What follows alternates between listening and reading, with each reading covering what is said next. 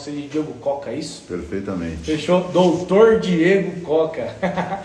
Cara, tudo bem? Vou deixar você se apresentar, falar quem é o Diego. Vamos lá, boa noite a todos, a quem está acompanhando a gente aí diretamente. Boa noite ao Márcio. Valeu. Lígia, muito obrigado pelo convite, é um prazer muito grande estar aqui com vocês. Como você disse, você é meu paciente, é um prazer muito grande fazer parte disso, tamanha confiança. E vamos lá, minha formação é em medicina, sou médico formado há mais ou menos 15 anos, atuo na área de cirurgia geral, fiz a minha formação em cirurgia geral, endoscopia digestiva e há quase 5, 6 anos aproximadamente eu venho atuando na área de urgência e emergência. Comecei na parte de pré-hospitalar, mais especificamente no SAMU, atendendo o público na ambulância. E posteriormente isso foi se estendendo às salas de emergência e aí ao empreendedorismo onde eu atuo atualmente. Fechou. Hoje você trabalha em hospital e você também tem uma empresa, né? Fala um pouquinho da sua empresa aí pra gente, cara. A empresa ela chama First Aid, né? A gente faz parte de um nicho de atuação em atendimentos pré-hospitalares, que é aquilo antes do hospital, né? Então atendimentos de urgência e emergência. E a empresa começou, na verdade, como uma filosofia para levar ensinamentos básicos de primeiros socorros às pessoas, aos leigos, de maneira geral. Eu, enquanto médico da ambulância, sentia muita necessidade de que algumas atitudes fossem feitas para aquela urgência antes do serviço médico chegar. E isso era muito importante e eu não via isso na prática. Então, eu levei isso como uma filosofia de vida para que a gente passasse a salvar vidas através do ensino. Então, isso é muito bacana, muito gratificante e a gente faz os treinamentos atualmente. A gente focou especificamente aí numa área específica que são as escolas, né, baseado na lei federal que hoje tem grande repercussão aí no cenário, que é a Lei 13.722, a Lei Lucas, e vamos falar provavelmente disso aí mais para frente. E, consequentemente, a gente vem tendo bastante sucesso em disseminar informações para as pessoas em geral sobre como atuar numa situação de urgência e emergência. Legal. Ô Diego, assim, ó, antes da gente começar a falar diretamente de saúde mesmo, né, de emergência, que você é médico, beleza, você trabalha no hospital. Posso dizer que é um empreendedor dentro do hospital? Talvez não, porque de repente tem a CLT e tudo mais lá. Mas o que te fez, cara, abrir o CNPJ e falar, cara, sou empresário também, vou tocar isso aqui como... Sim. Porque é um nicho que a gente fala bastante aqui, cara. O profissional da saúde ele tem que ser empresário, cara. Ele tem que ser empreendedor. Ele tem que tocar o negócio dele também. Não tem... Muitos trabalham em 2, 3, 4 empregos, e de repente 5, 6 e vai que vai. Sim. Por que não empreender e pensar lá na frente, né? No pezinho de meia que ele tem que fazer? A gente já falou muito aqui, Diego, até para te brifar também, a gente já falou bastante aqui de medicina. E a gente fala muito sobre o médico que ganha super bem a vida inteira, hein? Aí quando ele tá na hora de aposentar ele já não tem mais dinheiro, porque o custo de vida dele também foi muito alto. Sim, e aí ele tem que parar, e aí o cara não tem o pé dele de meia feito, e aí lasca tudo a vida do cara. O que você pensa em relação a tudo isso aí? Na verdade, o que acontece, né? O médico ele não tem na sua formação acadêmica, diferentemente de outras áreas da saúde, o manejo com equipes, com visão empreendedora, de liderança, né? Então isso vem sendo adquirida com o tempo, com a necessidade, né? Com a expertise e até com o próprio desenvolvimento da própria pessoa, né? Então, realmente, atualmente, na verdade, tem várias metodologias de contratação, né? Do profissional médico especificamente. Então, desde o concursado, do concurso público até o CLT, né? E consequentemente o PJ, que é atualmente onde eu atuo, né? Então eu atuo numa rede hospitalar hoje fazendo endoscopias e foi aí a necessidade de abrir um CNPJ, né? Eu comecei dessa forma em 2016, se não me engano. Então aí você começa a ver como que funciona a metodologia, a emissão de notas, o vínculo trabalhista, né? Então os prós e os contras sobre a pejotização do serviço médico. E aí, na verdade, a necessidade, a demanda e o propósito, acho que me abriu a cabeça para poder empreender na área que, na verdade, foi um grande divisor de águas na minha vida, que foi a urgência e emergência. Então, eu decidi que ali eu me especializei, me capacitei, tive várias atuações práticas e que me trouxeram uma expertise e que me fizeram empreender nessa área, né? Porque é muito mais fácil você talvez empreender em alguma coisa que você saiba, que você tenha conhecimento, se aprofunde, do que alguma coisa às vezes que não seja do seu ramo, né? Então não faria às vezes muito sentido eu abrir uma franquia de hot dog, por exemplo, né?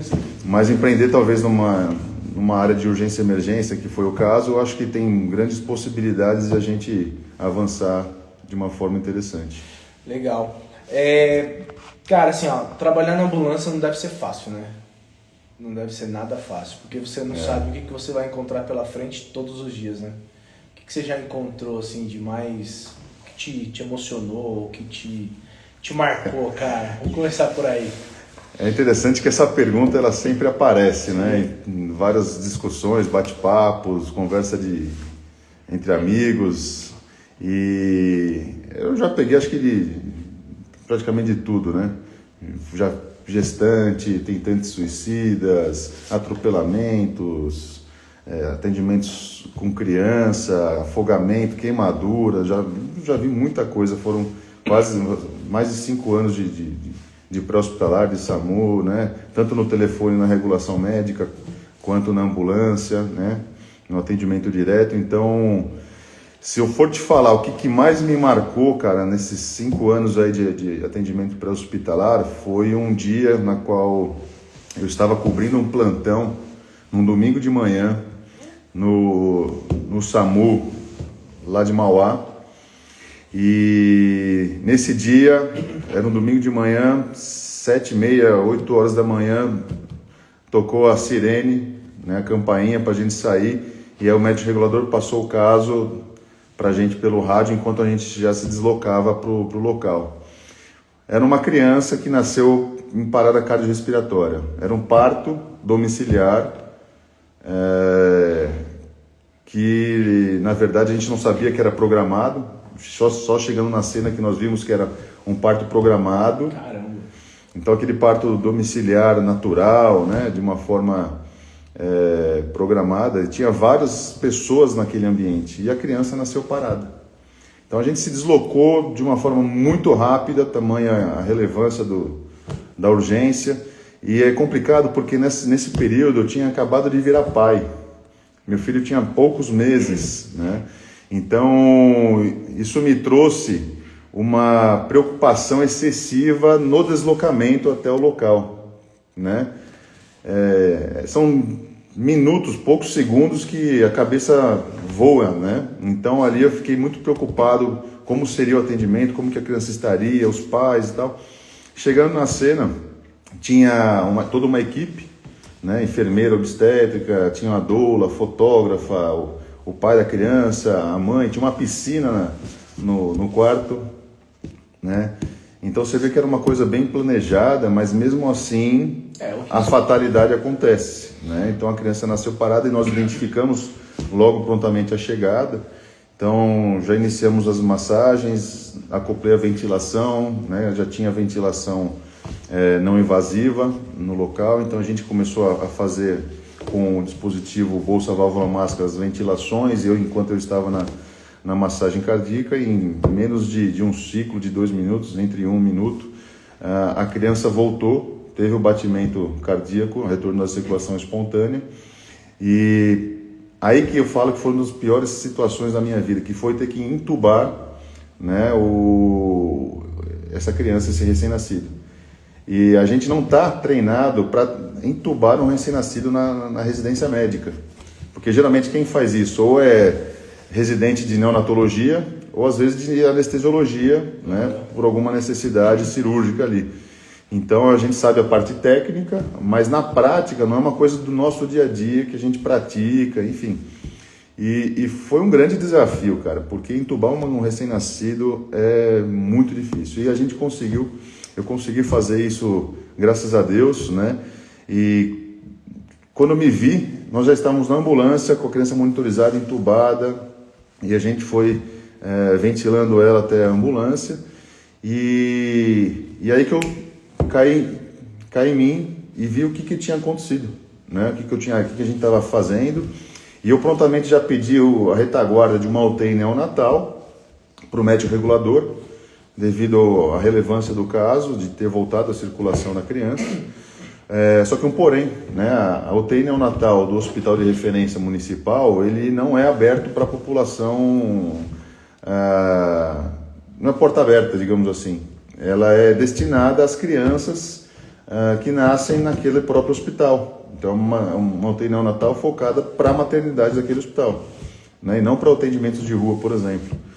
E, coincidentemente, o médico regulador fez o contato lá com a referência, eles autorizaram o encaminhamento para a unidade e a gente foi no deslocamento muito rápido e seguro. E, chegando lá no hospital, quem que estava de plantão aquele dia? A chefe da UTI neonatal. Assim como eu, ela estava cobrindo também um buraco de escala e foi ela que arredondou a situação junto com outras colegas e a equipe de enfermagem altamente capacitada. Entregamos a criança, expliquei o caso, o que tinha acontecido, e elas já tomaram partido, já foram fazendo cateterização umbilical, medicação e aqueles cuidados neonatais. E eu queria, e assim eles foram lá para dentro e nós ficamos lá pro lado de fora, né? E me deu muita curiosidade de querer saber como que tinha sido o desfecho, como que tinha ficado a criança, e nós retornamos para a base, né? E aquilo ficou dentro da minha cabeça. Algum tempo se passou, alguns dias, e uma amiga minha, que é pediatra intensivista neonatal aqui do hospital no qual eu trabalho, ela também dá plantão lá, só que em outro dia. E aí, coincidentemente, a mãe dessa criança, alguns dias ou semanas depois, quis saber quem que era o médico que tinha atendido a filha dela. E ela sabia quem era. E ela falou, não, é um amigo meu que estava de plantão e tal. E ela fez essa ponte, essa interface comigo e com a mãe, com a criança. E acabou mandando vídeos da evolução da criança. E, resumindo, ela ficou bastante tempo na UTI, até que conseguiu ter alta, se reabilitar, né? Aí algum tempo depois fizemos o contato com essa mãe e foi maravilhoso, cara, a sensação de você fazer essa conexão, você trazer uma vida, uma criança de volta à vida, não tem preço. E acho que para mim esse foi o caso mais emblemático possível. Meio redundante, né? Ela acabou de nascer, né? Trazer de volta à vida. Exatamente. Nasceu duas vezes na mesma hora. Exatamente. Muito interessante, nunca tinha parado para pensar nisso aí. E essa criança, hoje em dia, ela fez acompanhamento neurológico, não teve sequela, está indo super bem. Então, eu acabo me emocionando e eu comento desse caso nos treinamentos que eu faço de primeiros socorros. Porque as pessoas fazendo manobras simples, numa situação dessa, do lado da criança, no momento que acontece, ela pode salvar a vida. E não só dessa criança, do idoso, né, de um adulto, de uma criança maior. Então isso é muito gratificante. Eu mostro para as pessoas, para os treinandos, né, a importância de você ter o conhecimento, mesmo que mínimo, de primeiros socorros, porque você pode realmente salvar uma vida. Então isso para mim foi um caso muito emblemático que eu quero ver se esse ano ainda eu faço um encontro com a mãe, com a criança, tire foto, faça vídeo. E quem sabe a gente não faça uma entrevista aqui no podcast. Olha, pensou que deu? Imagina, cara, ia ser legal. Emocionante, cara. Legal. Faz quanto tempo isso aí? Foi 2021. 2020 ou 21. A criança deve estar fazendo uns 4, 5 anos. Quase a idade do meu filho. A idade da minha filha também. É isso mesmo. Foi tudo na mesma época, cara. Cara, você é louco. Eu não posso nem imaginar, porque quando fala de filho, bicho, imagina é um assunto delicado, né, cara? Pra gente delicado, que é pai. Cara. Ainda mais que na hora que nasceu, que você tem aquele apego assim, vixe, não dá pra pensar. Cara, mas aí a gente sai daí da rua e também a gente vai pra dentro das empresas, pra dentro de escolas. A gente vai focar mais no tempo de escola, que é o que a gente se propôs aqui. E aí você falou da Lei Lucas, né? Fala um pouco pra gente sobre a Lei Lucas. A Lei Lucas, que é a Lei Federal 13.722, ela também existe na sua esfera estadual, em São Paulo, em outros estados e também em alguns municípios. Certo. Tá? Inclusive, eu estou fazendo uma interface para a gente municipalizar isso aqui em Ribeirão Pires, né? Isso ainda não tem em Ribeirão Pires e eu, junto com alguns colegas aí, alguns vereadores da cidade, estamos empreitando nessa pegada para justamente promover isso aqui dentro da nossa cidade. Então, se Deus quiser, isso vai para frente, vai ser implementado. E a Lei Lucas, ela na verdade nasceu, né, pelo Lucas Begali Zamora, que era um pequeno anjo lá da região de Campinas e que num turismo pedagógico ele se engasgou com um pedaço de salsicha e ali no momento ninguém realizou as manobras, né, efetivas para tentar realizar o desengasgo e ele evoluiu para uma parada respiratória e consequentemente cardíaca. E aí foi chamado o SAMU, né? O SAMU chegou, fez as manobras de reanimação cardiopulmonar, acho que a criança voltou até o retorno da circulação espontânea, porém ele teve uma complicação e morreu, acho que tardiamente, veio ao óbito tardiamente. Inclusive eu fiquei sabendo recentemente que quem atendeu ele no SAMU foi um grande amigo meu, um excelente médico de pré-hospitalar, que é o Dr. Ademir. Então já aproveito a oportunidade para mandar um abraço para ele, um grande amigo, um ícone no APH. E aí a mãe dele, a Alessandra, infelizmente eu ainda não tive a oportunidade de conhecê-la, né, para mostrar o nosso trabalho em solidariedade. E a mãe dele é advogada, ele era filho único, num período de 1 ano, aí 12 meses, ela fez todos os trâmites burocráticos e jurídicos, né, para fazer isso virar lei federal. Então virou municipal em Campinas, no estado e depois a nível nacional. E na verdade ela obriga, né, essa lei ela obriga as escolas públicas e privadas de educação infantil e ensino fundamental a treinar e capacitar os seus professores e colaboradores, ou parte deles, se não todos, em noções básicas de primeiros socorros. Então a lei fala que, por exemplo, a escola tem que ter um kit de primeiros socorros que atenda as maiores complexidades dentro do ambiente escolar. Fala da integração da escola com a rede de urgência e emergência da cidade. Então, isso faz com que toda a logística de saúde ela seja efetiva para alguma intercorrência dentro do ambiente escolar. Né? Cara, eu tô ouvindo você falar, eu tô lembrando de algumas situações aqui, mas aí não entra só numa questão também de engasgo dentro de uma escola, enfim. A gente teve o caso lá de Suzano, né, que o rapaz entrou lá atirando, esfaqueando. Exato. São outras situações também que não só um primeiro socorro. Isso, exatamente. É até bacana a gente falar sobre isso aqui, para que tenha um alcance de difusão, de conhecimento, porque a Lei Lucas, né, o contexto da Lei Lucas, ela é focada exclusivamente no engasgo, né, que foi o caso do Lucas. Porém, a gente sabe que em questão de primeiros socorros, de atendimento pré-hospitalar, existem várias outras temáticas dentro do ambiente escolar que são abordadas em primeiros socorros, e não somente o engasgo. Né? Então, no nosso treinamento pela First Aid, a gente acaba abordando as principais urgências dentro do ambiente escolar. Então, vai desde uma febre, um sangramento nasal, um desmaio, uma hipoglicemia, uma crise de asma, uma crise alérgica, uma queda, uma fratura, uma hemorragia, uma convulsão, e por que não, às vezes, um AVC, uma parada cardiorrespiratória e até mesmo um engasgo. Então é uma temática bem diversificada e que permite o colaborador, o professor, a ter um conhecimento vasto, que ele pode não aplicar exclusivamente nas escolas com os alunos, mas também na vida dele. Né? Inclusive no supermercado, na estação de trem, no metrô, num show, na rua mesmo, em via pública. Então, a lei ela fala sobre isso. Então a gente teve a necessidade de se especializar exclusivamente na lei. Então alguns diferenciais que nós fazemos do mercado, nós oferecemos o kit de primeiros socorros para a escola, né? Porque não é do feitio, da especificidade da escola ser especialista em área de saúde, saber quais são os objetos do kit. E a própria lei não fala quais são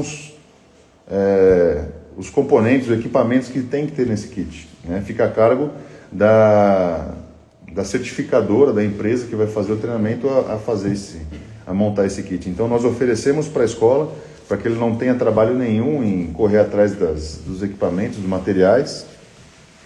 Nós fazemos a integração da rede de urgência da região da escola e montamos um arsenal de documentos, um dossiê, né, sobre tudo isso, dos artigos da lei, e nós levamos esse dossiê na diretoria de ensino daquela escola, daquela região, daquela cidade, ao qual a escola responde, justamente no intuito de antecipação da fiscalização, né? Então a gente leva todo esse arsenal e fala, a First Aid está certificando a escola X, eles foram treinados, está aqui o nome, CPF de todos os treinandos, aqui a integração, eles têm o kit e aqui a cópia do certificado do estabelecimento.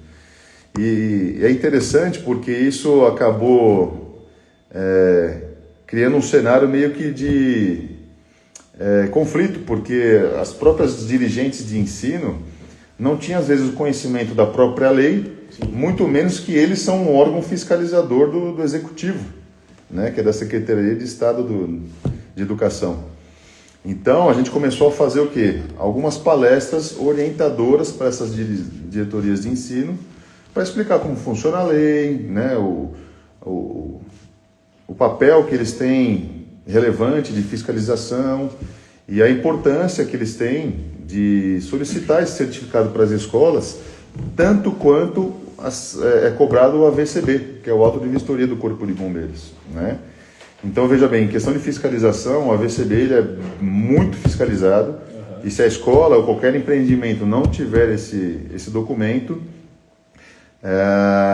às vezes nem funciona, né? É passível até de fechamento. Exatamente. E aí eu te pergunto, e para você que está em casa, qual a notícia que você já viu, ou quantas notícias você já viu na mídia de uma escola que pega fogo?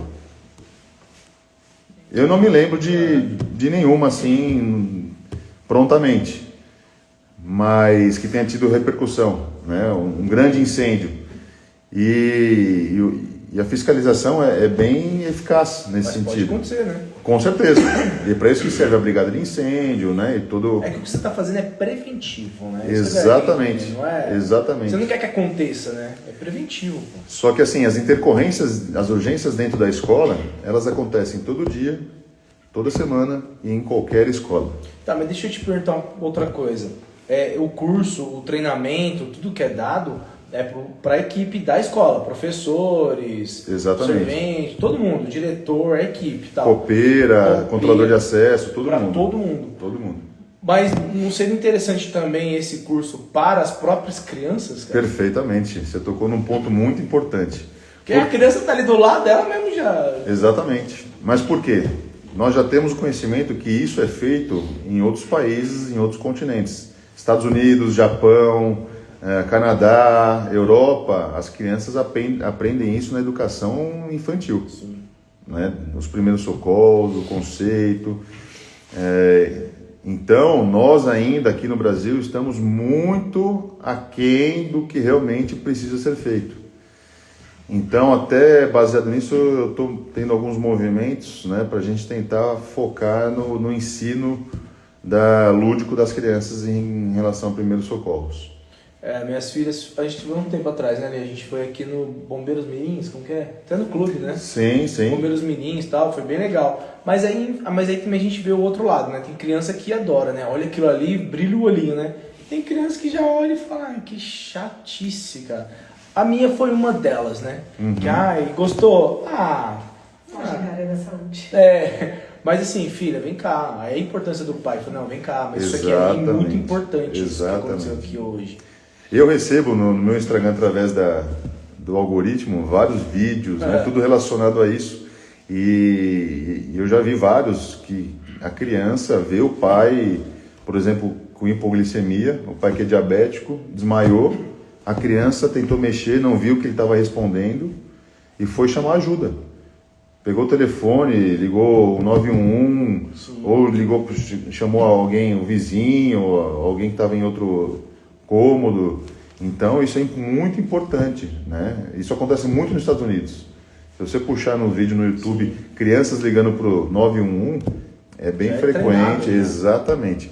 Mas eu só não sei te falar com toda certeza agora, mas parece que está tramitando, não sei se na Câmara ou no Senado, a extensão da Lei Lucas, não só para os professores, mas também para os alunos. Eu acho que é muito importante, cara. E isso é fundamental, eu diria. Fundamental, porque às vezes o professor não está ali e às vezes o professor fica desesperado.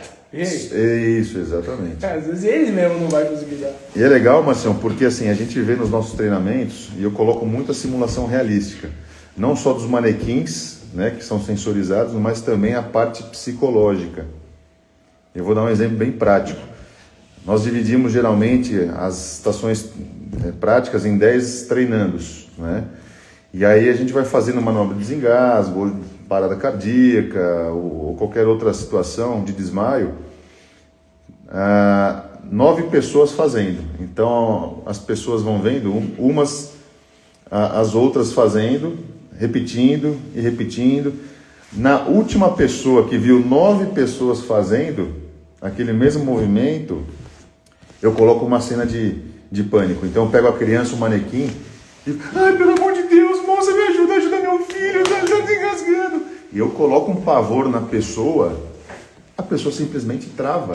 Para, não sabe o que fazer. Ela não tem absolutamente nenhuma reação. Ela fica apavorada, você vê que ela não sabe o que fazer. Então isso mostra que o quê? Num cenário de caos, de urgência, adrenalina, isso realmente acontece. Você pode ter visto 9 pessoas fazendo o mesmo movimento. Só que quando vem o fator ansiedade, o fator adrenalina, né, ou até mesmo desconhecimento do que fazer, isso gera o pânico. Né? Então é bem pontual isso no nosso treinamento, a gente exercita isso também. Porque a primeira coisa que você tem que ter numa situação de emergência é calma. Diego, eu tô passando na rua. Aí um senhor cai ali. Sei lá, parada cardíaca, alguma coisa, sei lá. Cara, massagem cardíaca. Quando que eu paro de fazer massagem cardíaca nele? Eu vou até antes disso.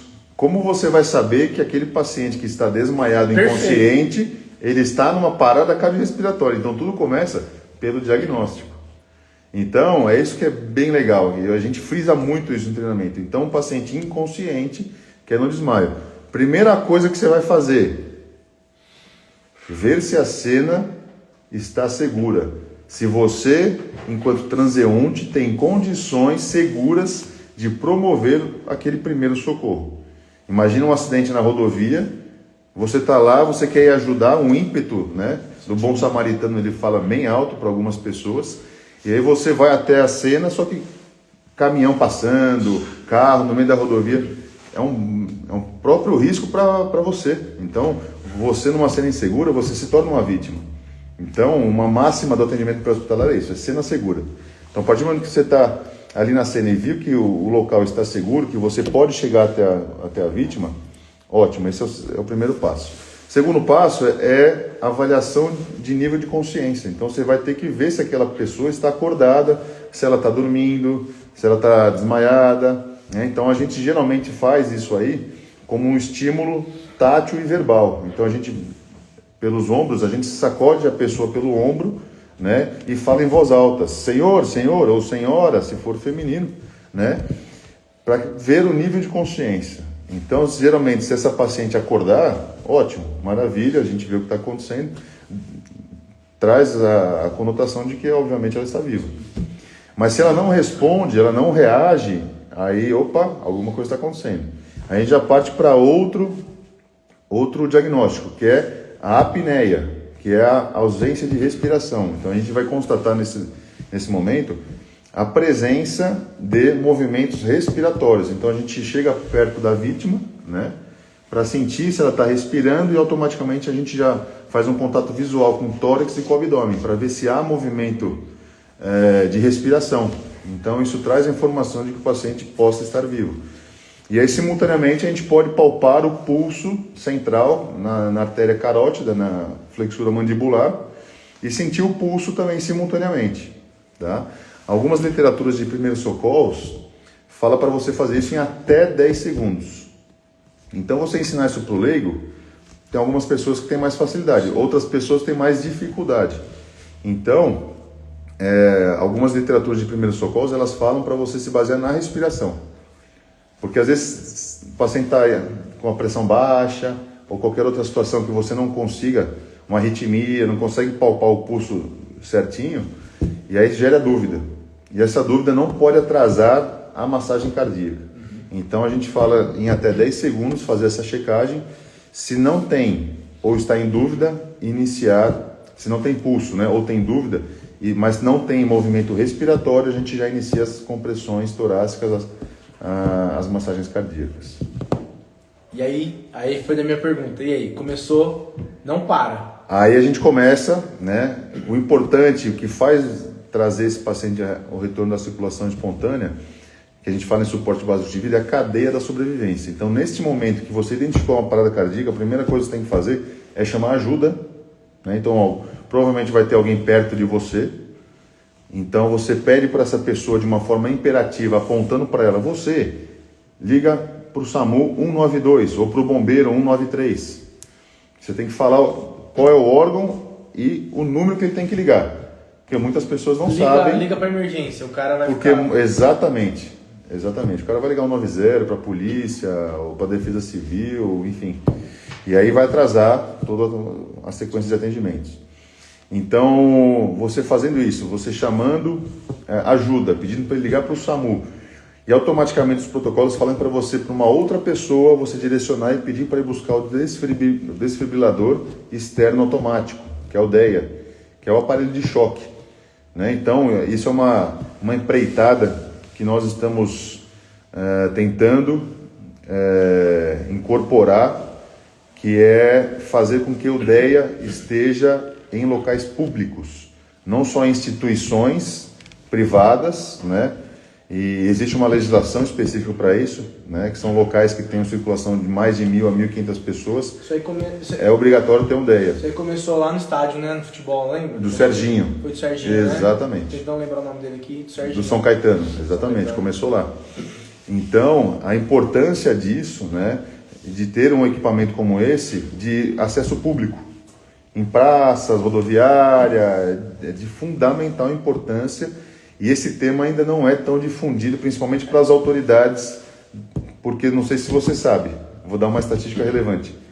No Brasil, uma pessoa morre a cada 45 segundos. Caramba, sabia não. Exatamente.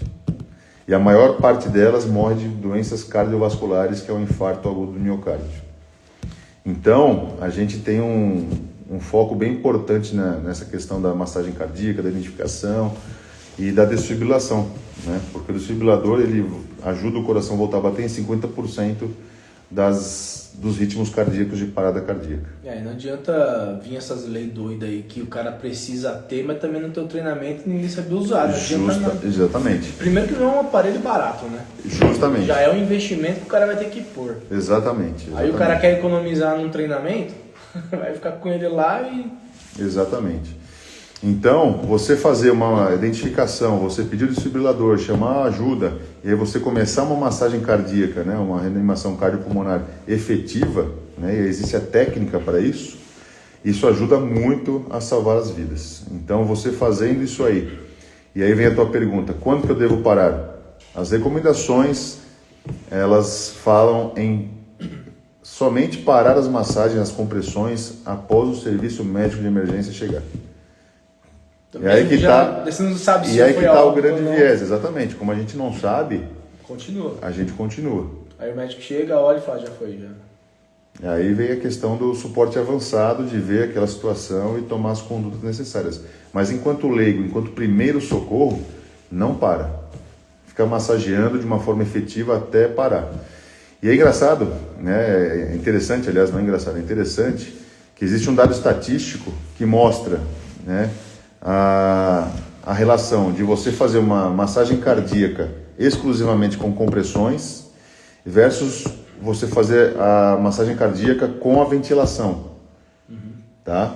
Então eles separaram em 2 grupos, fazer só massagem cardíaca e massagem cardíaca com ventilação, e não demonstraram resultados significativos de ambos. A ventilação que você fala com o ambu, né? Isso, exatamente. Ou com pocket mask, boca a boca, hoje não usa mais, né? O tipo que tem. É relevante, cara. Né? Você pode fazer no teu filho a respiração, no conhecido, no familiar, mas em contrapartida você também não vai fazer num desconhecido em via pública pelo risco biológico de contaminação, né? Mas para isso existem equipamentos, né, para se utilizar para a biossegurança do socorrista. Então a Pocket Mask é aquela máscara do ambu, né, com uma válvula unidirecional. Então é bem interessante. A gente coloca isso no kit também. Legal. Eu tava vindo esses dias, fui buscar minha filha, tava vindo, aí tinha um rapaz caído na calçada assim. Aí eu parei o carro, falei pra filha, deixa eu ver o que é. Aí desci do carro, fui lá falar com ele assim e tal. Aí ele pegou, me deu a mão assim, aí dei a mão pra ele, levantei, mas bicho, tava muito bêbado, cara. Exatamente. Nossa, eu imaginei. Aí eu levantei. Eu imaginei. Sentei ele no canto, falei, o senhor tá bem? Porque eu falei assim, pô, mesmo que ele tá bêbado, tudo bem. Eu falei, mas caiu, bateu a cabeça aqui, bicho. Eu falei, vou olhar, né? Aí saiu uma senhora de casa, ai, meu vizinho, fica toda hora, ele tá bêbado. Não, só senta ele aí que já ele vai embora. Mas assim, tem que parar, né, cara? Isso é uma ocorrência muito frequente no SAMU. Nos chamados do SAMU, principalmente pessoas que estão passando de carro, vem uma pessoa deitada e ligam. Só que não sabe se está dormindo, se está desmaiada, se está viva, se está morta, né? Então por isso que a gente sempre orienta a estar ao lado da vítima para poder fazer a ligação para o SAMU. E muitas pessoas que ligam para a gente, que dão entrada no SAMU como parada cardiorrespiratória, vai a ambulância avançada, que é a ambulância UTI, com médico, enfermeiro e condutor. Quando nós chegamos no local, a gente vai ver, vai fazer o estímulo, ou realmente é um paciente etilizado que está lá deitado, dormindo. Então, de certa forma, não é um trote, mas acaba como se fosse um trote, né? Porque você mobiliza um recurso para uma ocorrência que não lhe compete, né? Então isso acontece. Mas por outro lado, um etilizado, por exemplo, ele tem hipoglicemia, ele convulsiona, ele tem hipotermia, ainda mais hoje, como o dia de hoje que está um frio, né, bem importante. Mesmo, né? A hipotermia é uma das causas de parada cardiorrespiratória. Então você vê que nessa época do ano é comum você ter reportagens de moradores de área livre que morrem, né, por falta de habitação. Então, realmente acontece. Então, é bem relevante você dar esse atendimento, ir lá, ver que está tudo bem e tal, e chamar o socorro adequado. Eu vou abrir aqui para as perguntas. Galera, quem tiver aí com a gente, bora mandar perguntas aqui. O Diego tá doidinho para responder vocês, cara. Vamos lá. Primeira pergunta, vamos lá. A Daniele tá aqui com a gente. Boa noite, Dani. Ela colocou aqui, ó. Qual é a principal orientação nos primeiros socorros? Qual a principal orientação dos primeiros socorros? Bom, a gente já falou bastante aqui, né? Principal orientação... Dani, se você puder mandar sua pergunta aí um pouco mais específica, eu acho que assim, o princípio de ouro dos primeiros socorros é a cena segura, né? Então é você não correr risco para promover aquele atendimento, né? Eu acho que essa é a máxima do primeiro socorro. Mas se você puder ser mais específica em relação a algum tema pertinente, a gente pode tentar desvendar esse mistério. Aí embaixo ela colocou assim, ó, e tem aderência das escolas? Boa pergunta. Tá vendo? Ela não especificou uma, mas mandou uma boa. Boa pergunta. A grande dificuldade que nós temos na prospecção, né, das escolas para o treinamento, para explicar sobre a Lei Lucas, a importância, é conseguir falar com o gestor escolar. Então, inclusive isso que nós estamos fazendo aqui hoje, e até agradeço o convite, é uma forma de nós ampliarmos, né, essa voz para conseguir chegar no gestor escolar e explicar realmente a importância. Municipal, estadual, não só pública, não só privada, mas como pública também, Isso aí. né? Porque os alunos eles estão, em sua grande maioria, também na escola do ensino público, né? Então, algumas políticas públicas em relação a isso, elas precisam ser implementadas e ter uma atenção importante, né? Tá. A Lígia mandou aqui, ó. Quais os erros mais comuns que as pessoas cometem em situações de emergência? Quais os erros? É uma boa também. Primeiro, não chamar ajuda. Esse é o principal fator. As pessoas, elas não param e quando param, solicitam ajuda de órgãos que não são competentes muitas vezes. Já aconteceu, eu até falei no último podcast que eu estive, que houve uma situação que eu estava voltando para minha casa, né? E aí eu me deparei com... Tinha acabado de acontecer um acidente. Era um rapaz jovem que tinha caído de moto e eu parei para ajudar, porque, acredite ou não, eu ando com um kit de primeiros socorros no porta-malas do meu carro, né? Um kit avançado. Tem que andar mesmo. E aí eu parei para fazer o socorro, né? E tinha algumas pessoas já no telefone e eu constatei que era uma parada cardiorrespiratória e já comecei as compressões. E aí eu perguntei se alguém já tinha ligado, e uma moça com o telefone na orelha, ela falou que já estava ligando e eu pedi para colocar na minha orelha. Ela colocou o celular aqui na minha orelha e eu falei: alô, quem está falando? Polícia Militar, boa noite. O que eu posso ajudar, senhor? Polícia Militar. E às vezes a Polícia Militar não tem muito o que fazer numa situação como essa, né? Ela vai geralmente encaminhar esse socorro, essa ligação para o bombeiro, né, que tem a mesma regulamentação, a mesma central, ou eventualmente para o SAMU. Então, para mim foi categórico isso, um erro fatídico que muitas pessoas não sabem, né? Eu pergunto para você que está em casa, qual que é o número do SAMU? Você saberia ligar para o SAMU agora, neste momento, se alguém passar mal do seu lado? 80 a 90% das estatísticas que nós fazemos, das pessoas não sabem ligar para qual é o número do SAMU. Caraca. Então eu falo para vocês, 192. Não esqueçam, 192. Repitam, 192. Esse dia a gente estava no carro, né? A gente estava no carro, acho que você me perguntou, eu falei assim, é o 93. Aí ela falou, 93? Falei, 92, pô, é o 92. Aí eu falei, já fiquei na dúvida agora, aqui, já confundiu a cabeça. Então, por mais que você saiba, chegar na hora de... Você esquece, cara. Na hora da adrenalina... Na hora da adrenalina, você esquece. O sufoco é realmente realmente essa acontece. pergunta de supetão, qual que é? Você... 19... E a gente faz isso nas escolas. Quando a gente chega na escola com os controladores de acesso, alguns professores, a gente pergunta assim, de uma forma bem inesperada, qual é o número do SAMU? A pessoa não sabe. E nesse caso, você pegou a Polícia Militar, e aí? Como que você continua? Já pedi para desligar e pedi para outra pessoa já ligar pro 92 para acionar, né? Porque você fica perdendo tempo ali, né? Perde tempo. Ali, brincando, nós perdemos fácil 5 minutos até eu conseguir falar com o médico, que era uma parada, que eu estava na assistência e que precisava de uma ambulância UTI rápido. Foi brincando uns 5 minutos. E aí eu vou te falar uma estatística. Uma pessoa, uma vítima, um paciente em parada cardiorrespiratória, a cada 1 minuto que o paciente fica em parada cardiorrespiratória, ele tem 10% a menos de sobrevida, de chance de voltar à circulação. Então, em 10 minutos, você tem 100%. Então, ali já perdeu 50%. Já foi 50%. Não, porque você estava ali também, né? Também. Sim. Já estava fazendo a Sim, exatamente. Exatamente. Só que você vê, o socorro avançado ele faz uma grande diferença, né? Caramba, meu. Mas eu te falo uma coisa, o avançado não funciona sem um básico bem feito. Foi aí que surgiu a First Aid. Você falou do AVCB, né? Dentro do AVCB lá tem as questões de rota de fuga e tudo mais também.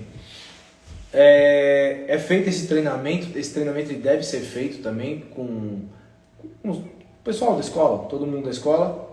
Aí, ao meu ver, também tem que ser feito com as crianças, porque as crianças que vão trilhar o caminho para sair, ter a orientação.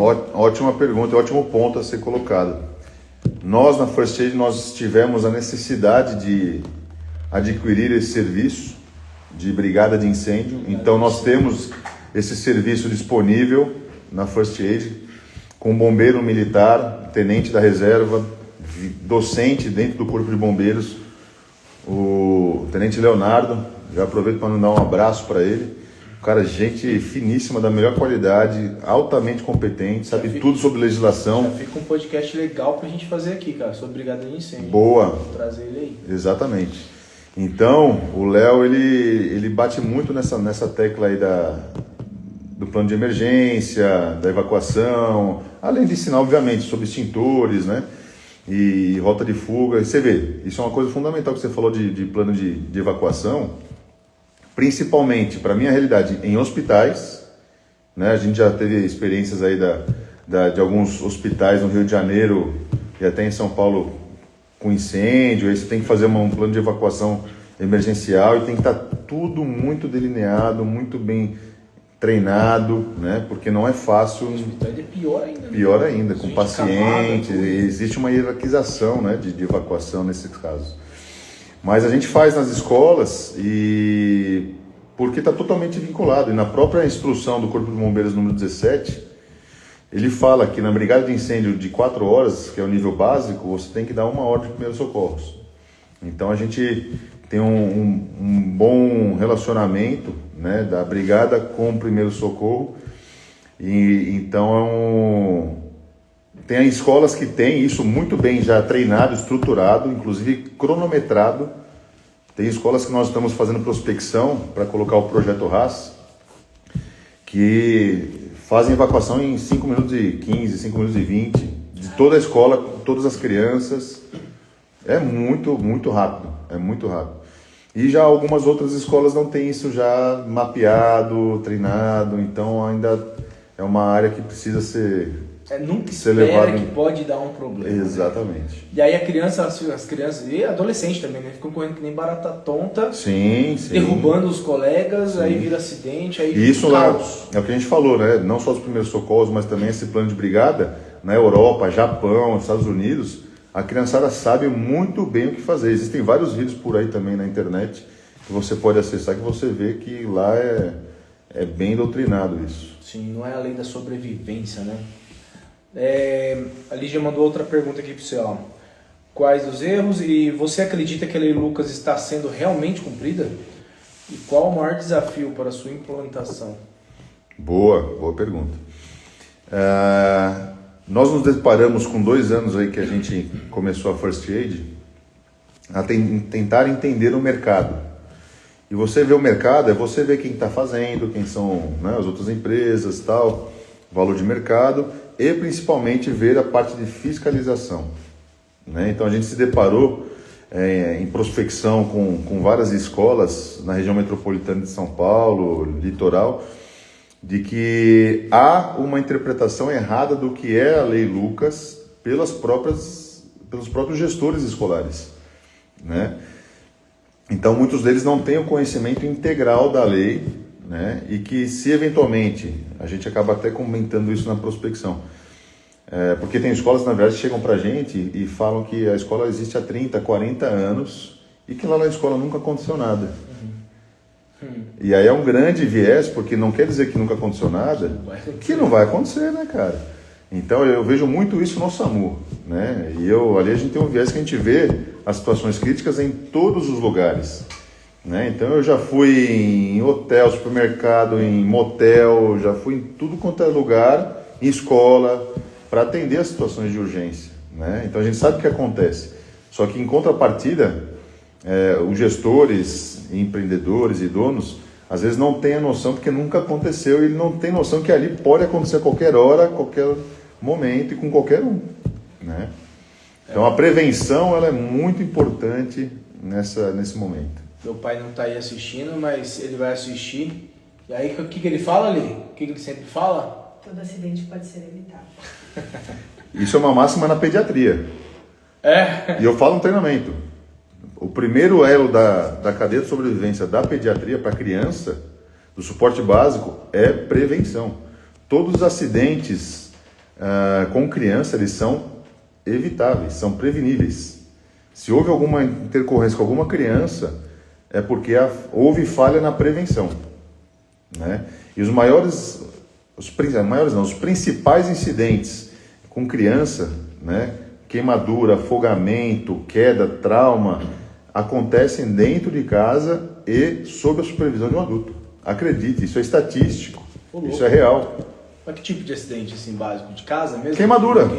Panela né? no fogão, o adulto tá lá, vira, vai pegar alguma coisa na geladeira, a criança vai lá, pega o cabo, vira, queimadura.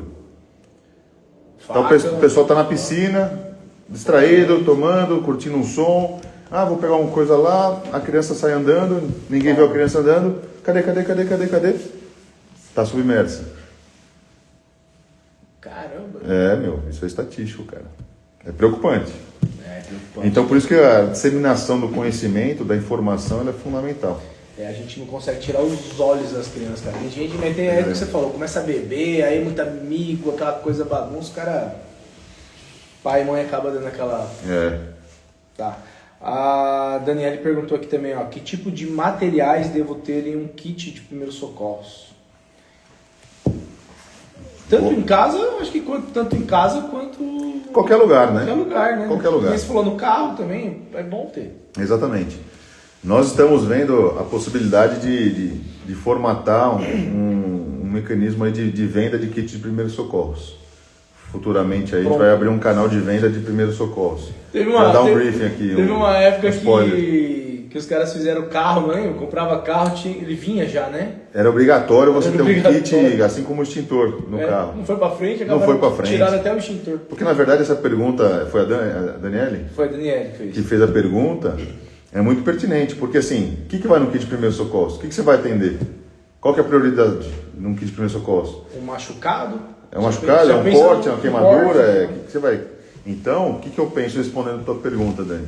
Eu acho que é fundamental a gente se preocupar com aquilo que é mais grave, com aquilo que mata, né? Então, fundamental a gente ter, por exemplo, gaze e atadura para conter hemorragias, né? Às vezes, uma hemorragia sanguinante, ela mata em questão de minutos. Então, se cortou, e aí eu falo mais especificamente ao sangramento arterial, né? Aquele mais pulsátil, bem mais intenso. E essas hemorragias sanguinantes, em vários protocolos de atendimento pré-hospitalar, eles vêm como prioridade, antes de qualquer coisa, que é a letra X de exsanguination, né? Que é a hemorragia. Então, você ter alguns mecanismos para controle de hemorragia, eu acho que é importante, né? Porque você pode se deparar, pode se cortar uma artéria com vidro. Quantas crianças, quantos adultos não quebram o box tomando banho, aí se corta, ou se corta com uma faca, enfim, né? Acontece, acidentes domésticos acontecem de toda a intensidade, toda a natureza. Então, outra coisa, ter uma máscara, uma pocket mask, uma máscara de ventilação, para você promover uma ventilação numa parada cardiorrespiratória. E aí a gente fala de coisas menos complexas, né? Um termômetro, um oxímetro de dedo para ver saturação. Então, crianças asmáticas, é importante a mãe ter esse conhecimento. A gente coloca no kit um glicosímetro para medir a glicemia ou a taxa de açúcar no sangue. Isso é fundamental. Cada vez mais, nós temos, eu esqueci a estatística agora, eu fiz o levantamento semana passada, de quantos % temos de crianças diabéticas tipo 1, que são insulino dependentes, em faixa etária escolar. É surpreendente, cara. Depois eu vou pegar a estatística e eu coloco aí nos comentários aí para o pessoal ter acesso. Então, às vezes a criança pode errar a dose de insulina, pode tomar mais, e aí dá uma hipoglicemia em casa, né? Idosos também, qualquer pessoa. Então você tem um glicosímetro, para você dosar a taxa de açúcar no sangue, por exemplo, de uma pessoa desmaiada, é preponderante. Então acho que isso faz parte. Uma pressão baixa, você tem um aparelho de pressão, eu acho que é importante. Que mais? Para ferimentos, né, superficiais, para degermantes, para limpeza, soro fisiológico, né, alguma trauma ocular, algum acidente no olho, então jogar o soro fisiológico é importante. E, enfim, eu acho que a gente tem muita coisa no kit, cara. Talas de mobilização para fraturas, entorses, tem que fazer curso mesmo, né, cara? Pra aprender a mexer com tudo isso. O nosso kit de primeiros socorros que a gente fornece para as escolas, ele é mais completo do que o o suporte básico do SAMU anda na ambulância. Vai torniquete, vai oxímetro, vai tesoura para cortar roupa, vai bastante Tem coisa. que saber usar, né, cara? É bem interessante. E aí depois também usou, tem que saber repor também, né? Perfeitamente, perfeitamente. E aí entra a questão do projeto RAS, que as escolas que aderem ao projeto RAS, né? E a gente vai falar disso mais para frente, o projeto RAS, que é a sigla de Health and Safe School, né? A escola segura e saudável. A escola que faz parte desse projeto, a gente faz a parte de reabastecimento de material também. Show. Aí só chamar lá e vocês vão e fazem. Ver o que tá. Ou a própria escola pode, se for mais fácil, né? Mas a gente também trabalha com mecanismo de reposição. A Lígia, cara, essa pergunta dela é boa, porque hoje, nos dias de hoje é mais difícil, né? Hoje existem punições para as escolas que não cumprem a lei? Sim, isso é um dos artigos da lei. Agora não lembro se é o artigo 4º, se não me engano. Que a escola, a partir da fiscalização, certo? Quem fiscaliza? O executivo. Secretarias estaduais e municipais de educação. Tá? Mas também a gente tem feito alguns contatos, tentativas de contato com a promotoria pública, através da Vara da Infância e Juventude, Conselho Tutelar, podem ser órgãos regulatórios e também às vezes fiscalizadores, né, sobre isso. Mas geralmente quem é o órgão fiscalizador é o executivo, então as diretorias de ensino e as secretarias municipais de educação. E caso a escola não esteja enquadrada em todos os artigos da lei, ela pode ser notificada em primeira instância. Uma segunda notificação já gera multa. Uma terceira notificação, uma multa em dobro. E uma quarta notificação, cassação do alvará. Se não feito toda a regularização necessária, né? Então a gente fala isso no treinamento, da importância que as escolas têm em estarem certificadas, né? Porque senão vai tomar uma multa desnecessária. E é o que a gente fala também, de certa forma. Se acontecer alguma tragédia, alguma coisa de alta complexidade, uma fatalidade dentro do colégio, obviamente já tem a responsabilidade jurídica, sim, mas vai fazer fila de todos esses órgãos na porta da escola, né, para cobrar se realmente a escola teve, a imprensa vai vir, vai querer saber. Então, de certa forma, é isso que acontece, né? Então, é importante as escolas estarem por dentro da lei, estarem vigentes, né, certificadas, enfim. A Vanessa Isidio está aqui com a gente. Boa noite, Vanessa. Ela colocou aqui, ó, grande médico, grande ser humano e grande amigo. Um beijo, Van. Ela mandou aqui, ó, tivemos um box estourado num hotel. Na hora que a gente falou aqui do box, eu lembrei do Marcelo, na verdade. Na hora eu lembrei dessa história.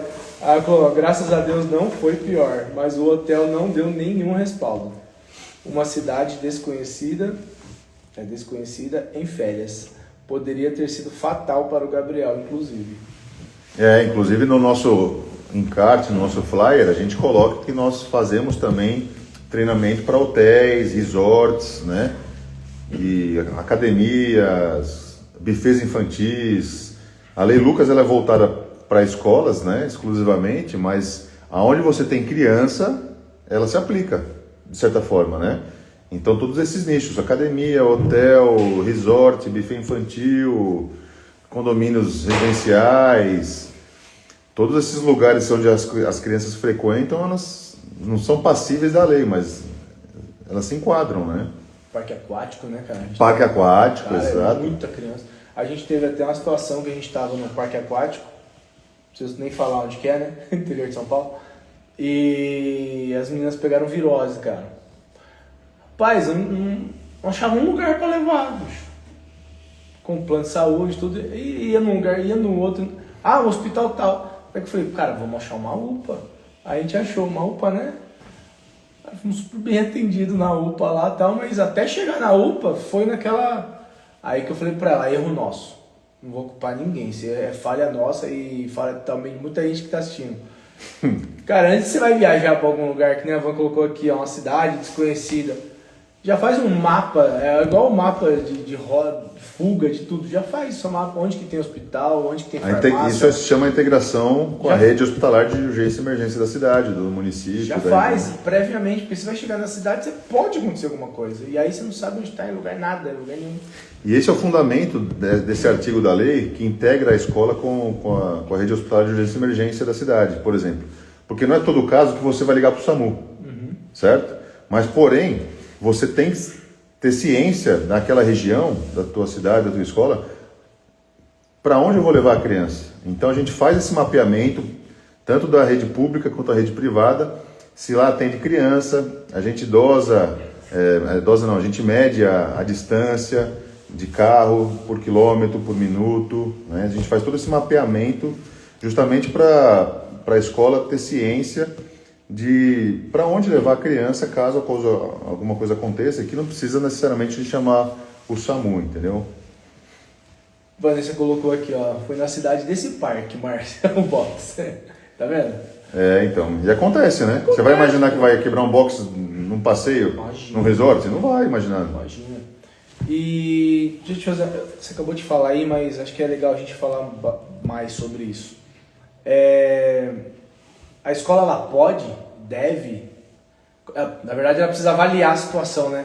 Mas já pegar a criança, já enfiar no carro e levar.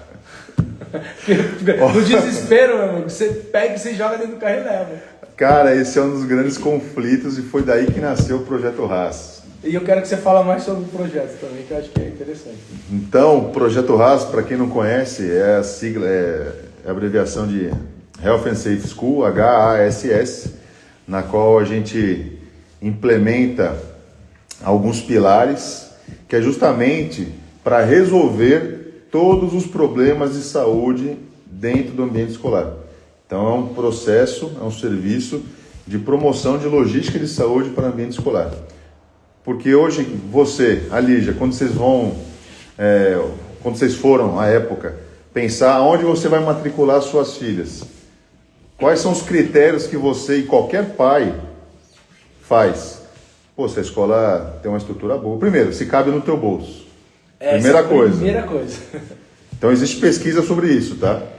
Primeira coisa que o pai se preocupa em relação ao seu filho, né? É para ver se realmente aquela escola ela cabe no orçamento, tá? Segundo, é a saúde dele. Terceiro, a segurança. Em quarto, a educação e depois lazer. Essas são as prioridades por pesquisas feitas, né? E aí você vai se perguntar, pô, a escola é bem localizada, está num ambiente seguro, né, de vizinhança, a escola tem uma estrutura física bacana, a sala de aula é grande, quantos alunos tem por sala, tem um método bilíngue, qual a aprovação no vestibular. São todas perguntas que são feitas enquanto pais, e eu me incluo nisso, de onde você vai colocar teu filho. Só que em algum momento você já parou para pensar se as tuas filhas, elas estão brincando de educação física e elas batem a cabeça, caem e convulsionam. O que é feito naquele momento? Hoje, e eu vou falar, e parece bobeira o que você está falando, mas não é bobeira. Eu passei a pensar, né? Porque aconteceu com o meu sobrinho na escola dele lá em São Paulo, cara. Uma baita de uma escola. O que aconteceu? Ele tava jogando bola, futebol com as crianças na quadra. E ele é magrinho, né? Então ele é rapidinho, saiu correndo com a bola. Diz os amigos ali, porque ele não lembra, mas diz os amigos que ele pegou a bola e jogou na frente. Quando ele foi correr um mais fortinho, botou o trombou. Pé. Cara, ele falou que ele deu um mortal assim, já caiu de cabeça mesmo no chão. Foi seco o bagulho e ele parou. Eu não sei se ele chegou a convulsionar nessa hora. Convulsionou, né? Ele convulsionou. Acho que ele convulsionou. Mas só os amigos viram, o professor não viu. O professor nem tava na quadra.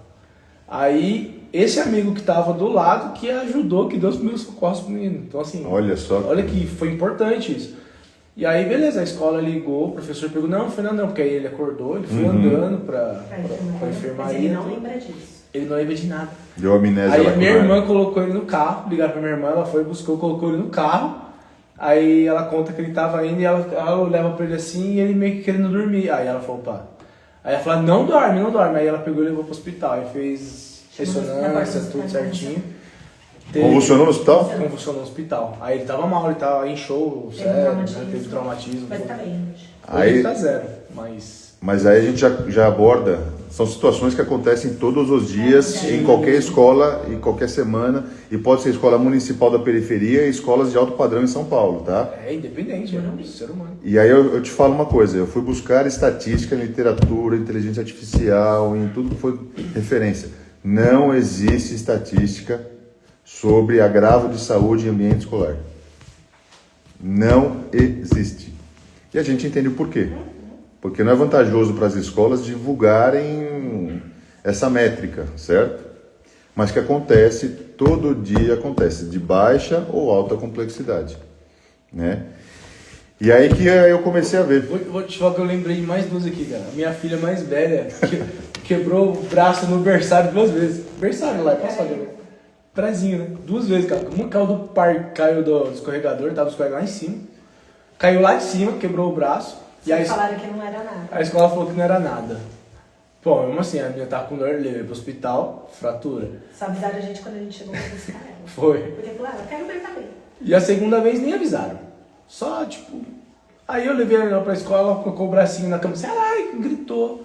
Aí eu falei, não, cara, alguma coisa tem nesse braço. Só avisaram que ela tinha caído. Aí eu levei raio-x quebrado também, cara.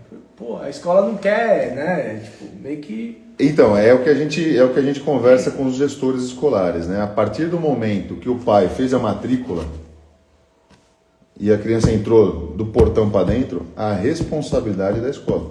Inclusive, eu estava conversando sobre isso com um advogado, grande amigo meu, e que faz assessoria jurídica para uma instituição escolar.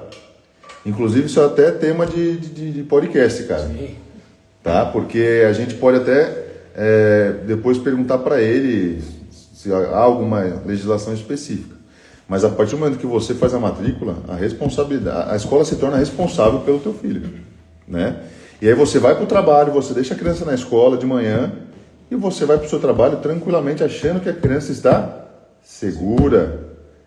E aí a gente conversando com N diretores, professores, coordenadores e pais, a gente viu, né, de uma forma indireta, que esse tipo de situação acontece todo dia e toda hora.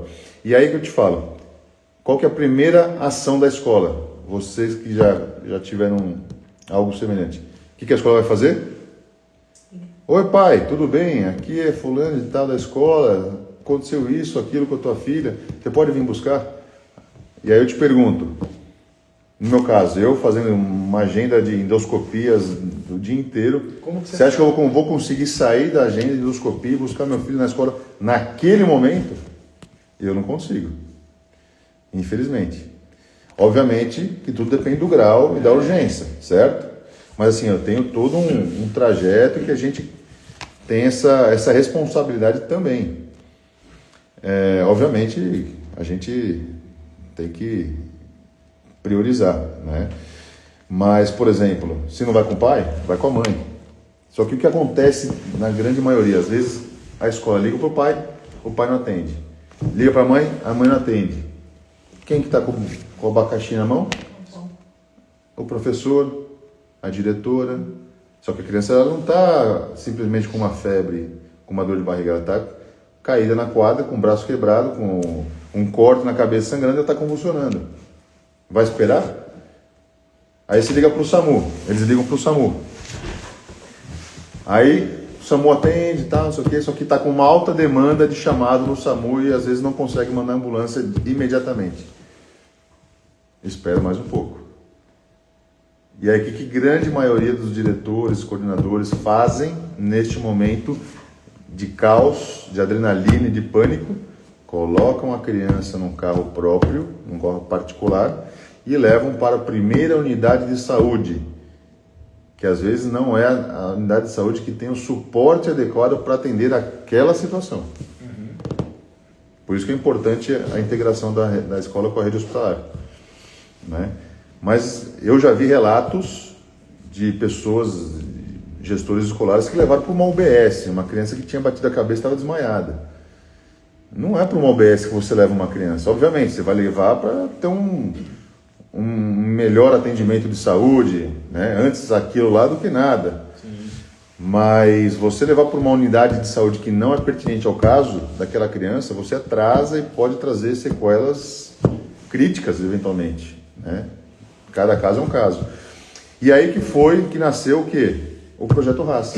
Então, o Projeto RAS ele se baseia em 3 pilares. Primeiro pilar, capacitação em primeiros socorros. Então, a gente capacita e certifica os professores individualmente e o estabelecimento.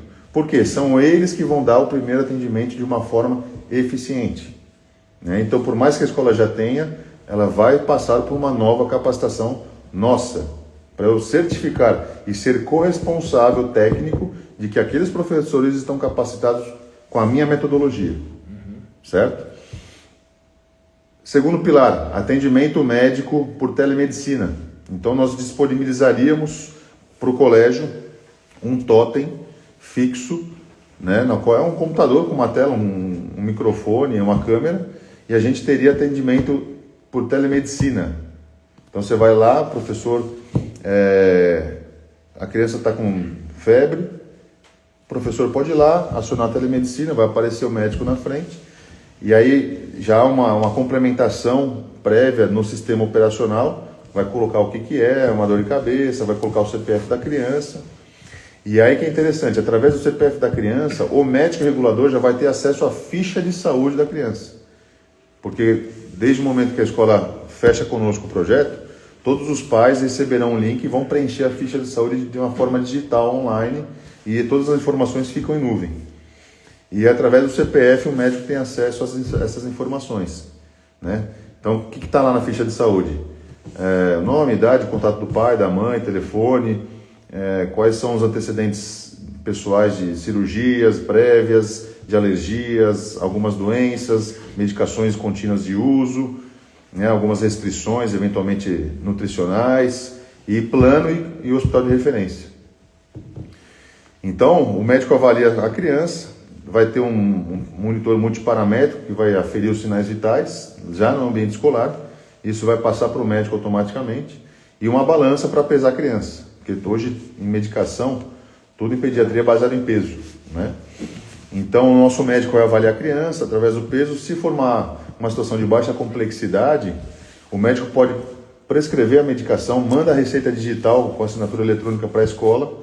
Isso, de certa forma, a gente regulariza a administração de medicamento. Então, nós também fornecemos essas medicações para o colégio, para a escola, que são medicações de uso básico, que podem ser compradas sem receita na farmácia. Buscopan, dipirona, Dramin, enfim.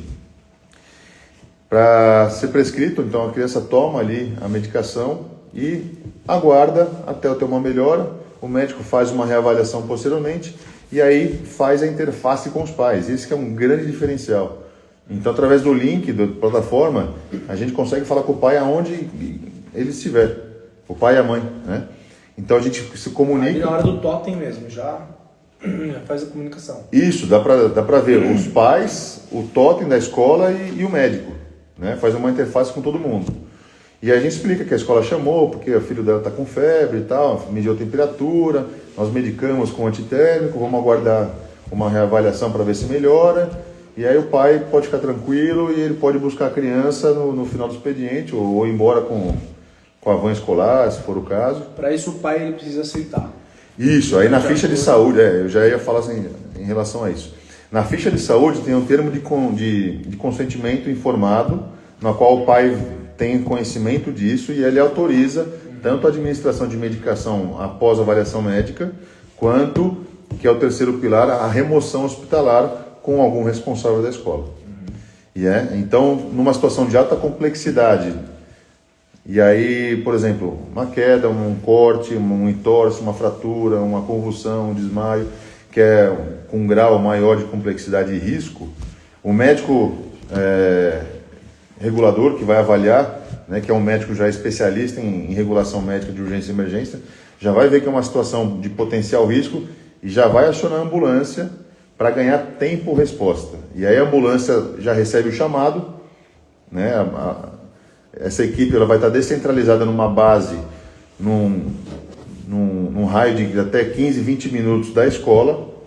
Então esse é o grande X da questão de garantir para a escola que vai ter um tempo-resposta eficiente e que aquela criança será atendida por uma equipe de pré-hospitalar especializada e qualificada. Então, enquanto o médico vai dando o atendimento, a orientação para os professores que já estarão promovendo aquele primeiro socorro, a equipe já está em deslocamento.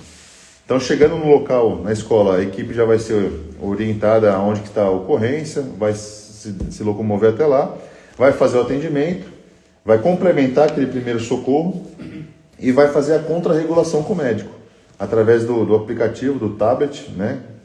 Comunicação ao vivo, falando que a criança já está sendo atendida, os sinais vitais estão assim, assado, e a criança já está embarcada, se pode deslocar para o hospital. E aí o médico em posse do hospital de referência já encaminha a equipe para aquele hospital com algum responsável da escola, porque aí se ganha tempo, né? E aí a gente comunica os pais sobre a situação. Né? Então isso garante com que a criança ela vá chegar num tempo hábil ao hospital de referência, e aí a gente fala em questão de procedimento, às vezes numa sutura, numa complementação de exame de imagem, ou até mesmo uma avaliação médica presencial, um exame físico, né, se for necessário. Então a gente garante toda a logística de saúde para que pais, gestores escolares e criança estejam completamente tranquilos e a escola faça aquilo que é de sua competência, que é a excelência educacional, pedagógica. Não se preocupe tanto com Exatamente. a questão que... A gente tem um papel de corresponsável em relação a isso. Cara, que top isso aí, meu. Cara, é muito legal. É uma ideia bacana e que falta a gente implementar justamente por desconhecimento ou falta de acessibilidade ao gestor escolar, né, para promover. Cara, e falando em acessibilidade, dentro das escolas também a gente tem que lembrar que a gente tem outras crianças com alguma deficiência ou com a questão da própria acessibilidade para ela. Existe um treinamento específico para essas crianças? Boa pergunta. Nós estamos desenvolvendo em fase de brainstorm e tentar mapear melhor isso aí, para colocar em prática o ano que vem, que é o treinamento em primeiros socorros de saúde mental. O que isso inclui? Treinar e capacitar os professores a lidarem com urgências de saúde mental. Então, uma crise de ansiedade, uma crise psicótica, uma agitação neuropsicomotora, uma auto ou uma heteroagressividade, né? Então, às vezes, por que não um tentante suicida, né, de tentativa de autoextermínio? Então, existem várias situações e agora a gente vê cada vez mais precoce, né, isso acontecendo com adolescentes, com jovens. Então, e o professor não tem o conhecimento para saber abordar, né, de uma forma imediata e acalmar, tentar fazer uma escutativa. E existe técnica para isso, né? Eu participei, junto com outros colaboradores do SAMU do Brasil inteiro, em 2023, ano passado, em janeiro, 2 anos atrás, de um curso do Ministério da Saúde, lá no SAMU de Brasília, porque já há uma estatística, uma preocupação no Ministério de que o SAMU irá atender altos índices de urgências psiquiátricas e que existe técnica específica para se abordar isso na rua, né? E aí foi um treinamento de formação em multiplicadores do Brasil inteiro. Foi um projeto muito legal, muito bacana. E aí dessa expertise, né, tivemos cenários de simulação realística, e aí que veio despertar essa ideia para a gente formar e capacitar os professores nisso. E também a área de atuação, talvez, de vocês, dos transtornos neurotípicos, né, de espectro autista e outras especificações aí dessa área que estão vindo legislações e imputando responsabilidades nas escolas, nos professores, para que cumpra-se, e às vezes não tem a estrutura adequada, né? É muito aquém, treinamento, e esses relatos são muito frequentes, né? Sim. Então isso é um projeto para o ano que vem que, se Deus quiser, a gente vai pôr em prática e é muito útil. Sucesso, cara. A Vanessa colocou aqui, ó. Hoje aprendemos isso, mas imagina se... ela tá falando lá do resort. A gente já perdeu essa piada. Já foi. Mas ela completou aqui, ó. Quem trabalha longe é uma questão de logística. Foi na questão de buscar na escola, né? Se é urgente, não dá para chegar. É lógico, a escola é obrigada a ter enfermagem. É obrigada a ter enfermagem? É uma pergunta. Isso, então. Por exemplo. Boa pergunta. Por quê? Muitas escolas que a gente também vem fazendo prospecção, elas dispõem de uma enfermaria com profissionais de enfermagem, o que é extremamente válido, né? E o nosso projeto, ele vem para complementar essa estrutura que algumas escolas e colégios já dispõem de enfermaria, né? Primeiro, para dar responsabilidade técnica, porque muitas vezes algumas escolas têm técnico de enfermagem, algumas têm enfermeiros, padrões, enfermeiras, só que muitas delas às vezes não conseguem se responsabilizar com propriedade sobre uma condição de saúde mais séria, mais grave. Então é sempre importante ter um respaldo médico, e aí eu te falo respaldo jurídico mesmo, tá? Legal, para que tenha atitudes, né, intervenções que tenham esse respaldo. Obviamente a enfermagem tem o seu comitê de ética, as suas áreas de atuação e suas responsabilidades, porém em situações mais graves, você ter uma opinião médica, uma responsabilidade conjunta, eu acho que é de fundamental importância, né, para esse profissional. Então, escolas que têm enfermagem, enfermaria, esse projeto que nós disponibilizamos, ele vai para complementar, ele não vai excluir, né?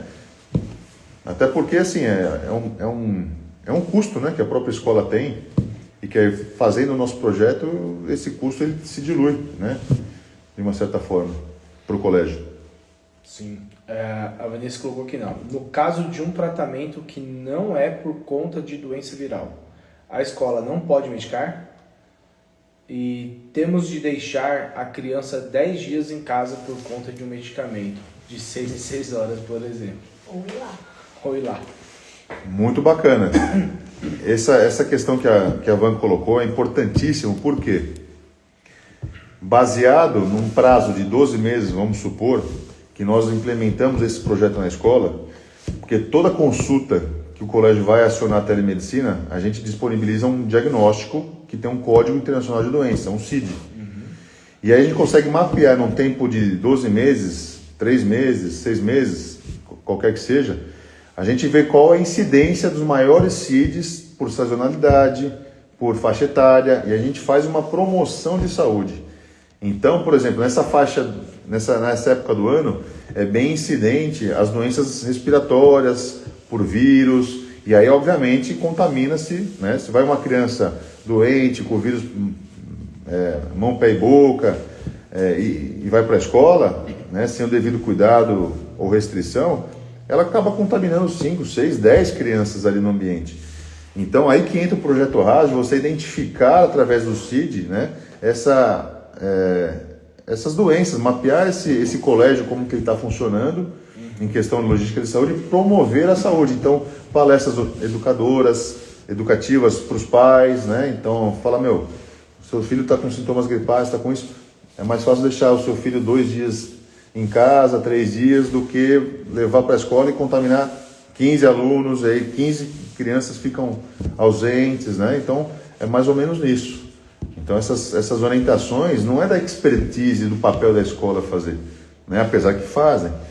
Mas você tendo alguém da saúde, né, com uma retaguarda para te dar essa orientação, é muito mais viável, né? Isso aí. Vou colocando aqui, ó. RAS deveria... É RAS, né? Isso, RAS. RAS deveria ser obrigatório. Também acho, pelo projeto todo que você falou aí, é um sonho, né, cara? Você ter isso tudo. A ideia é que a gente consiga difundir isso aí num tempo necessário para implementar, porque isso, na verdade, é a evolução, né, tudo na vida evolui. Né? Então, acho que a evolução da educação no Brasil, e voltado especificamente à saúde privada, não que a pública não deva fazer isso, né? Mas é você ter esse cuidado, esse olhar para a saúde dentro do ambiente escolar, né? Para analisar, tinha que começar com a pública, né? Cara? Tinha que começar com a pública, que é onde tem maior quantidade de alunos, né? De crianças. E um exemplo, né, cara? Não, mas enfim, né?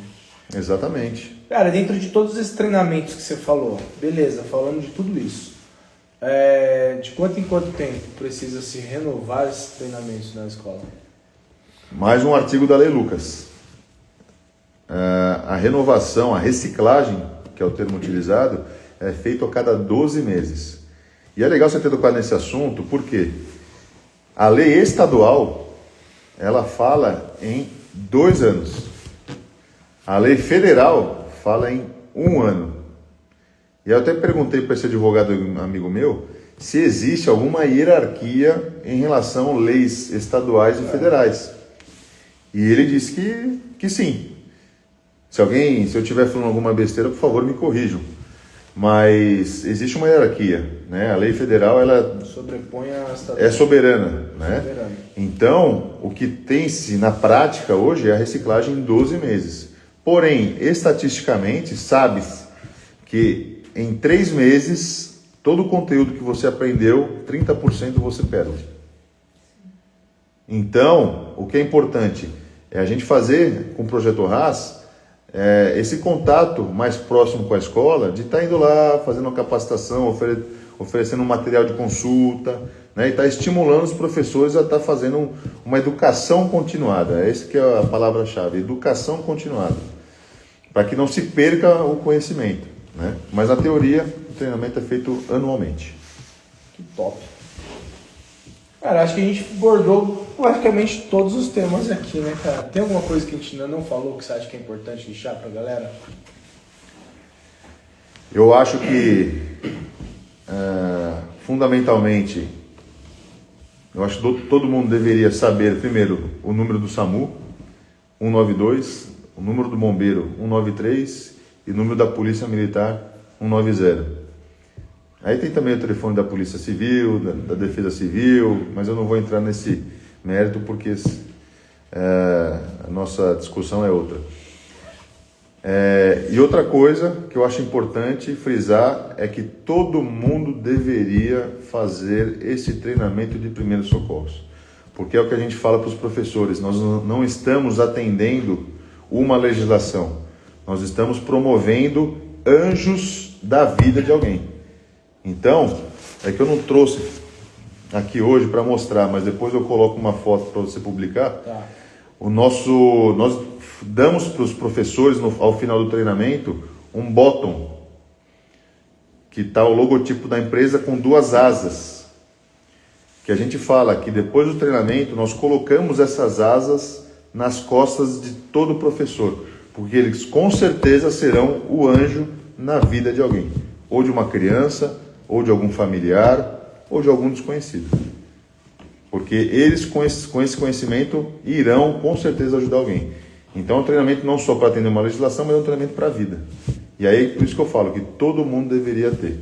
E aí, pode perguntar, 30%, 30% a 40% de todos os treinandos que nós já capacitamos no treinamento, já se depararam com uma situação de urgência próximo de si. Principalmente de moto. Das mais leves às mais complexas. Até uma pessoa falar que perdeu o pai e a mãe no colo e que não sabia o que fazer. Cara, aí é triste, hein? É marcante.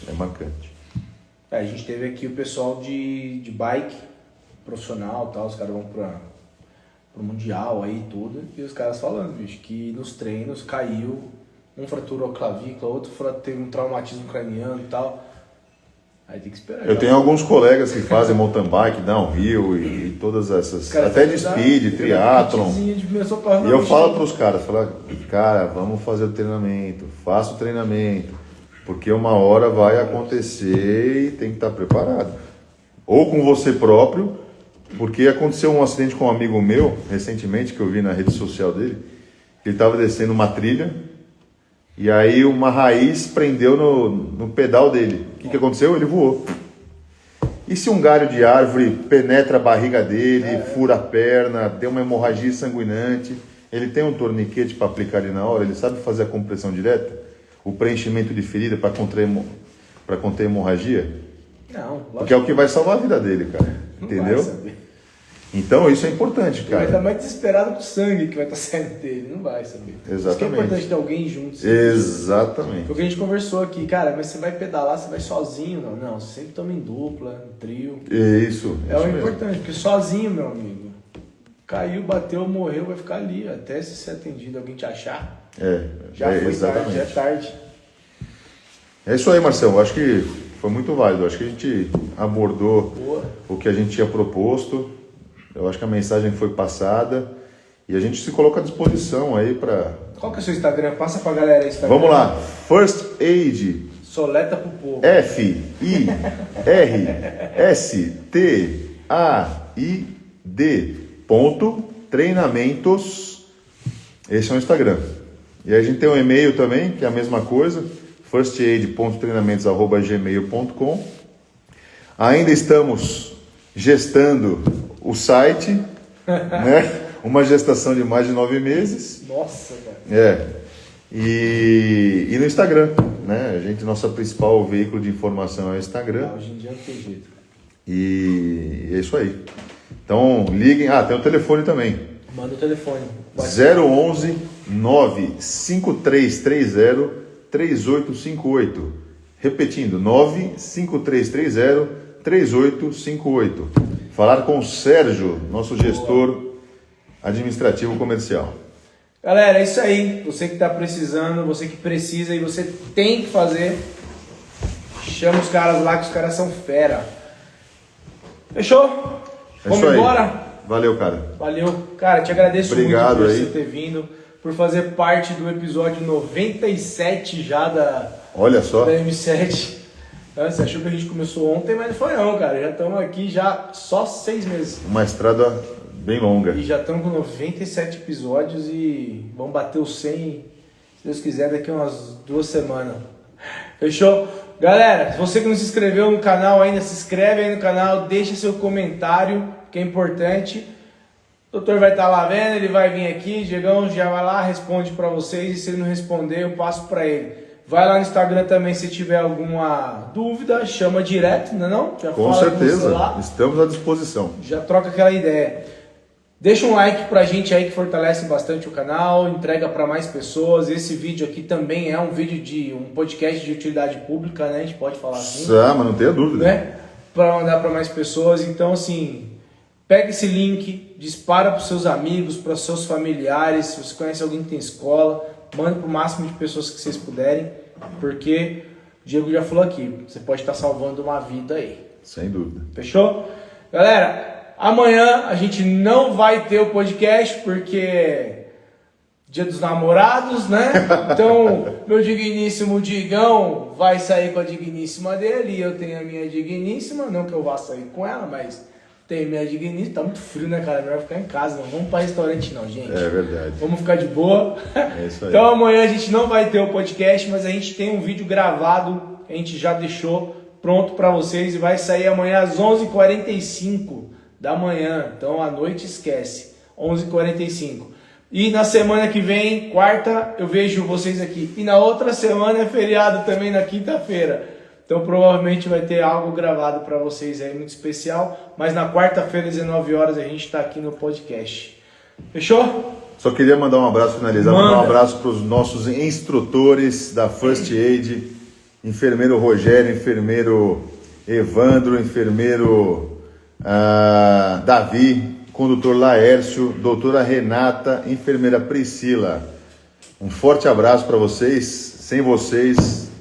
nada disso aconteceria. Um grande abraço. Ó, já estão todos convidados, se quiserem vir participar do podcast aqui, só vir. Fechou. Fechou? Faz a ponte pra nós. Obrigado, Marcelo. Obrigado, Fechou. Lígia, pela hospitalidade. Valeu, galera. Forte abraço, fiquem com Deus e até semana que vem. Tchau. Valeu.